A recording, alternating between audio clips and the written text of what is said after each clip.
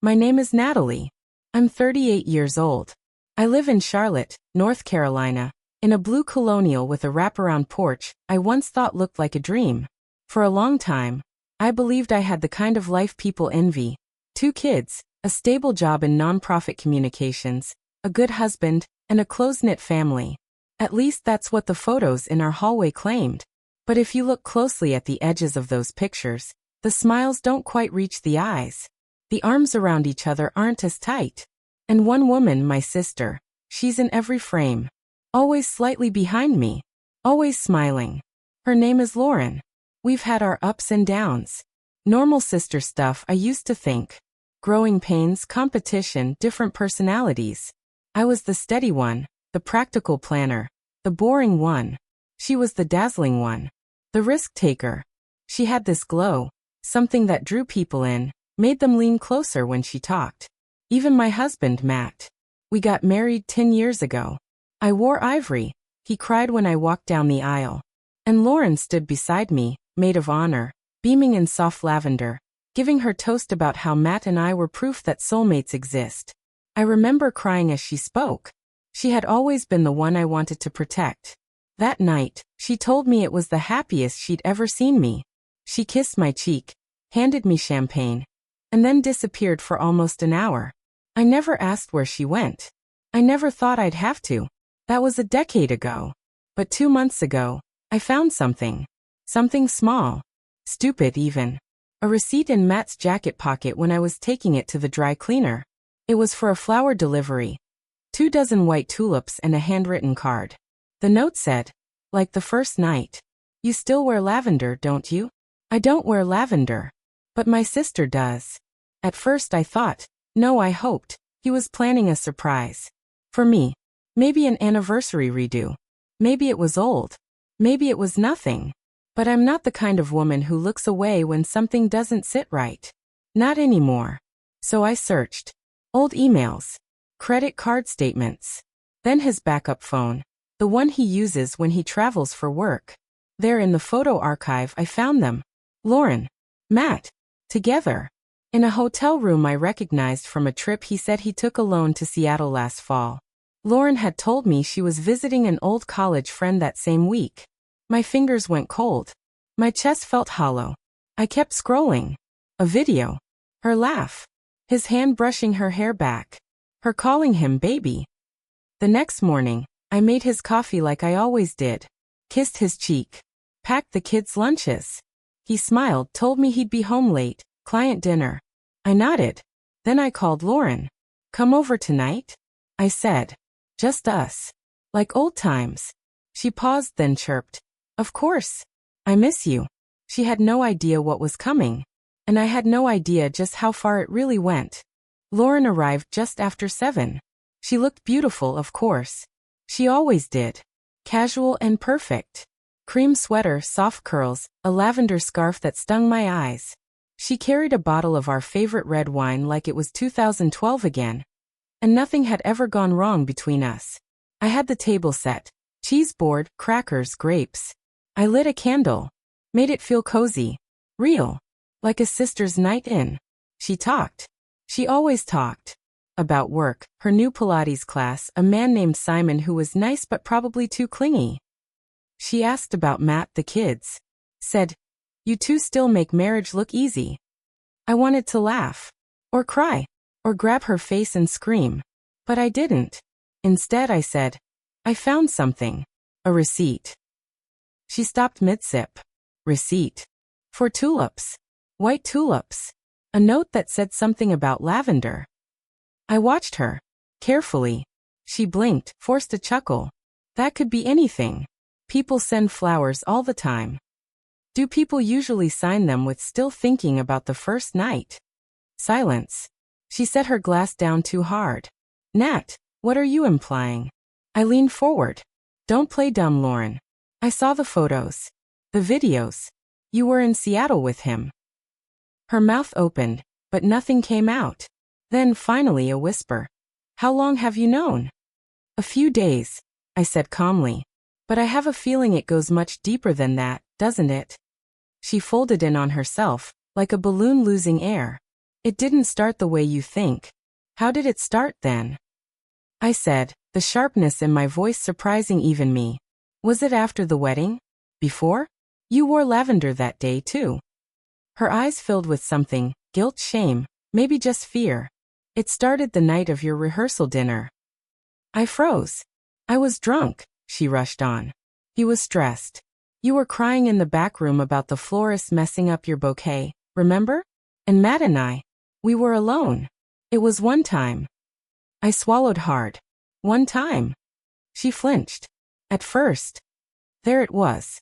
The crack in the mirror. The ugly truth. Lauren looked at me with tears in her eyes.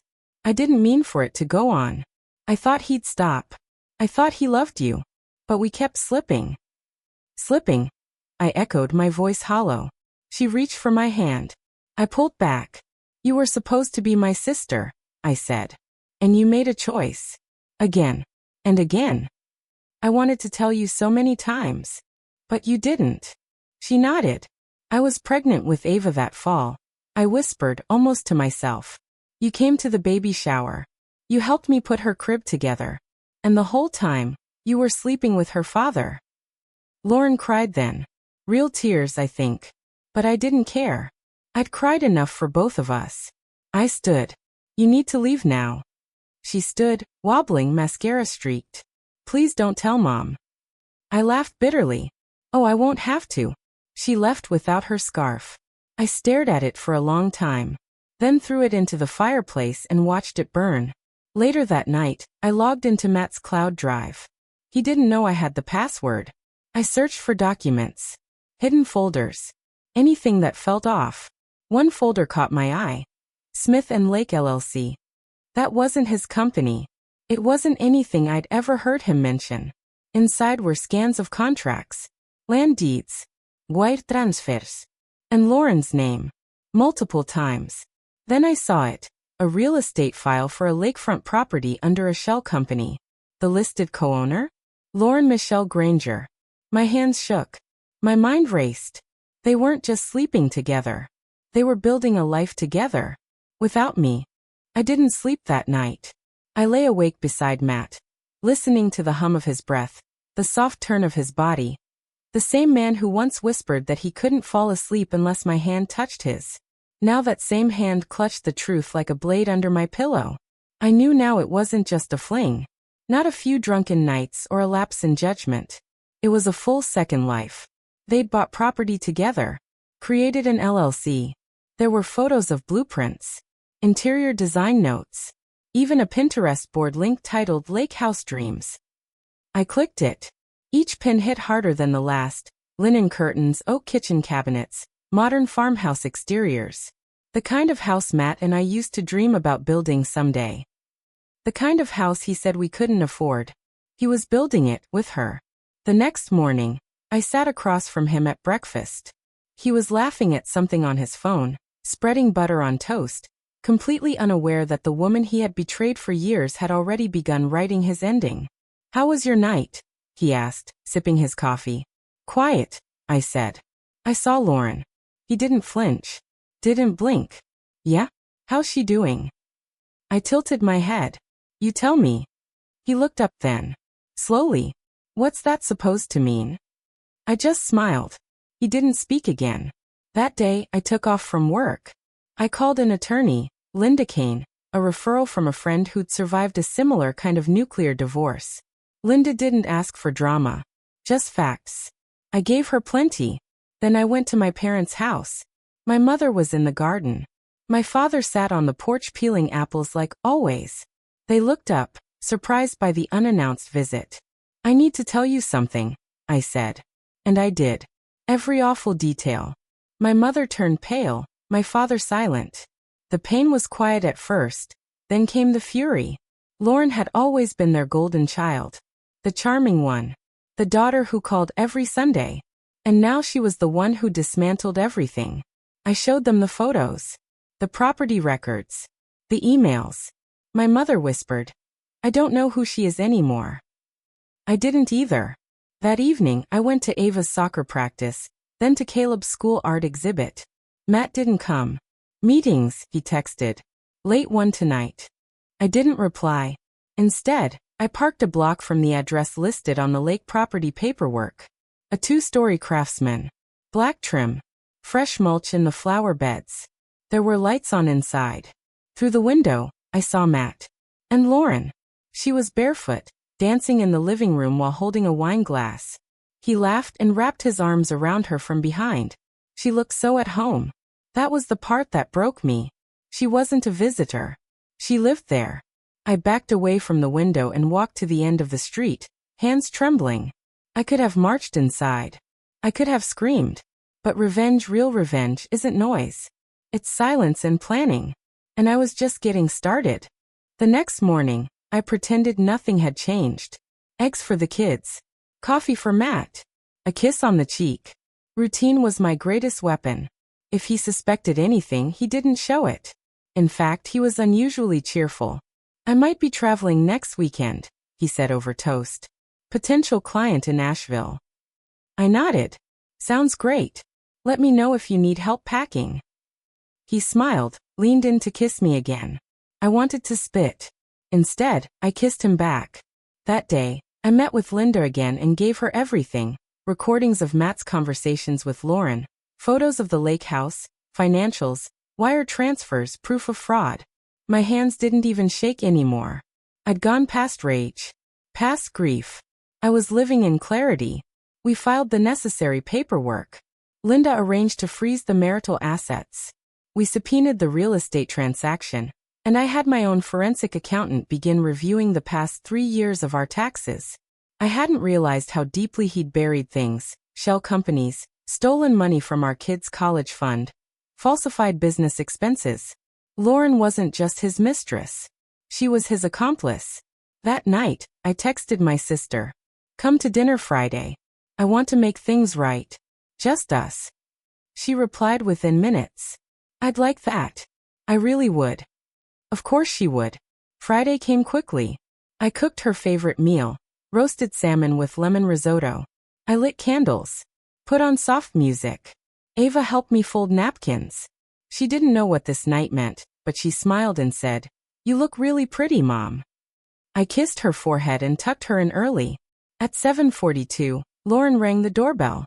She walked in with a bottle of wine and a bouquet of white tulips. "Peace offering," she said, smiling. I nodded and accepted them. "Thank you." We sat. Ate. She tried to talk, small talk, big talk, memory talk. I let her speak. And when dessert was served, I placed a single envelope on her plate. Her smile flickered. "What's this?" I tilted my head. "The truth." She opened it. Inside were photos, her and Matt at the lake house, wire transfers, tax filings, copies of the property deed, a signed affidavit from my accountant, printouts of the emails, and one last item, a draft of the fraud complaint. She paled. "I don't understand." "You don't have to," I said softly. "The courts will." Her voice cracked. "You wouldn't." "I already did." She blinked rapidly, mouth trembling. This could ruin me." I nodded. It could. Tears welled in her eyes. "What do you want?" I smiled. "Everything." She stood, knocking over her wine glass. "You're not this person." "No. But you made me her." She backed away from the table like I was poison. I didn't stop her. When she left, I didn't cry. I just started cleaning. Folded the napkins. Blew out the candles. Scrubbed her fingerprints off the wine glass. Then I sat down at my computer and emailed the package to Matt. He replied 20 minutes later. "We need to talk. Please." I didn't respond. The trap was already closed. Matt didn't come home that night. I wasn't surprised. The next morning, the kids asked where he was. I told them he had an overnight work trip. It wasn't a lie, just not the kind of work he imagined. The kind that gets reviewed in courtrooms and by IRS agents. By 10 a.m., I received an email from our bank. Unusual activity on joint account flagged. Transaction blocked pending investigation. The freeze was working. I called Linda. She confirmed the court had approved our emergency injunction. The lake house was now part of our asset pool. The property Matt bought with Lauren? Legally, it wasn't theirs anymore, not with what he funded it with. It was considered community property now, and that meant I had a say. By noon Matt called. I let it ring. 5 times. He texted. We can fix this. Please talk to me.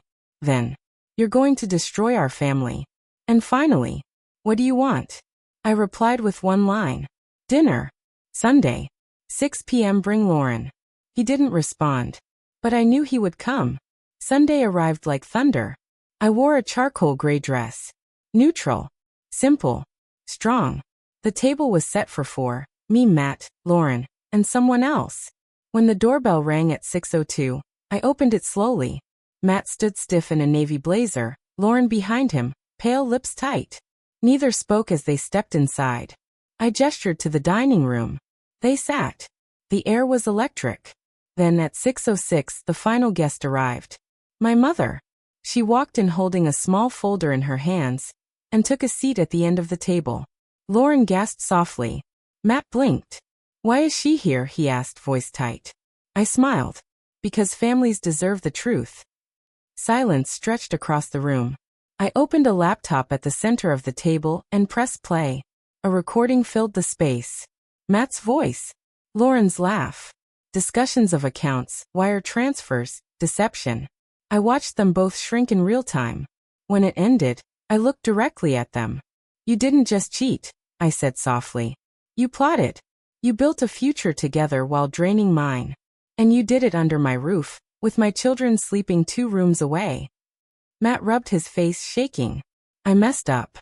I stared. You buried me. Lauren whispered.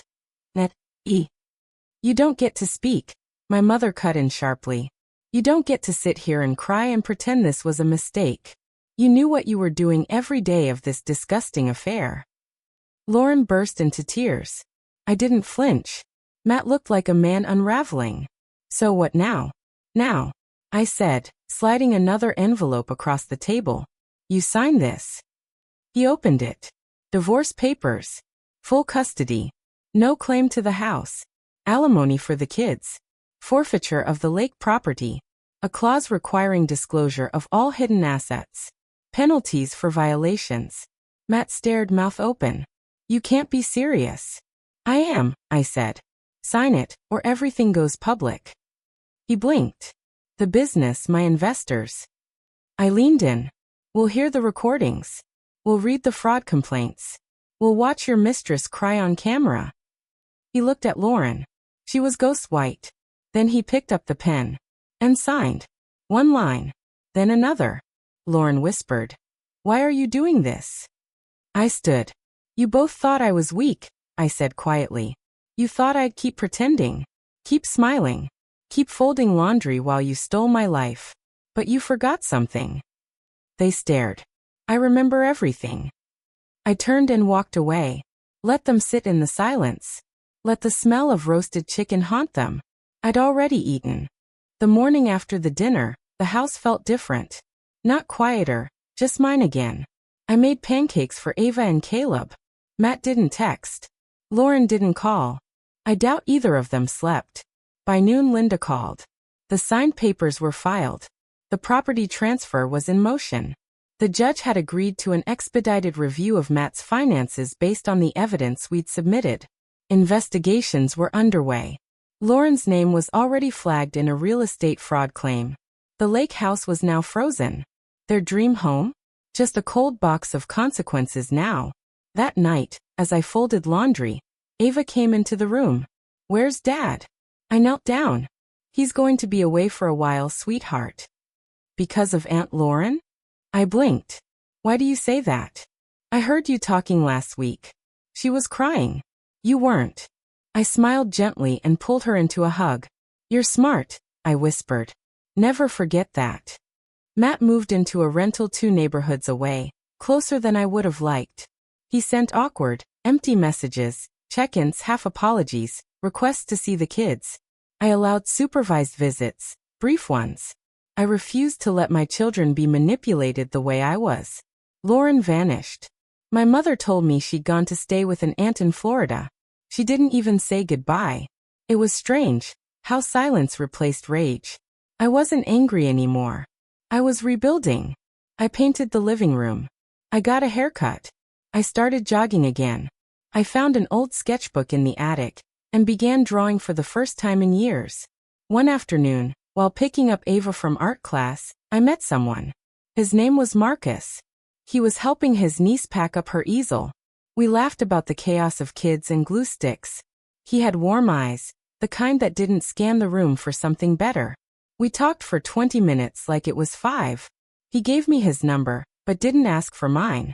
Just said, "If you ever want to go somewhere that smells like fresh coffee and not betrayal, let me know." I laughed. For real. Weeks passed. The court finalized everything. The house was officially mine. My accounts were secured. The lake property, sold under court supervision, was split 70-30 in my favor. Matt's business partners dropped him after the financials were exposed. He lost his standing, his credibility, and half his income. Lauren lost her job, her reputation, her access to the family that once protected her. And me? I got my life back. But not the old one. A new one. One I chose, one I earned. One evening, as the sun dipped behind the trees and Ava was painting on the porch, Caleb playing catch with a friend in the yard, I sat on the steps with Luna, our dog, a rescue we'd adopted just after the divorce, and thought. They tried to bury me. But I was soil. I grew. Later, I called Marcus. "Still got time for that coffee?" I asked. His smile through the phone felt like a door opening. And maybe, just maybe it was. Because revenge isn't loud. It doesn't need fireworks or applause. Sometimes the sweetest revenge is this. They lost everything trying to replace me. And I finally remembered I was never the one who needed fixing.